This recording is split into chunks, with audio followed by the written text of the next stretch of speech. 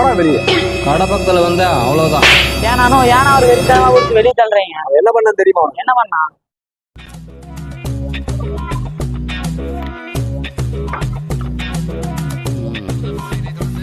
ரெண்டு போதுண்ணே.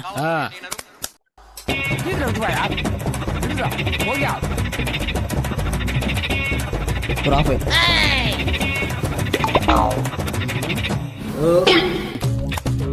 எவ்வளோ ஆச்சு? 500 ரூபா தம்பி. நீ கொஞ்சம் ஓவரா சாப்பிட முடியும். அக்கௌண்ட்ல வச்சுருந்தேன். கடனே தரதில்ல தம்பி, அக்கௌண்ட் வைக்க முடியாது.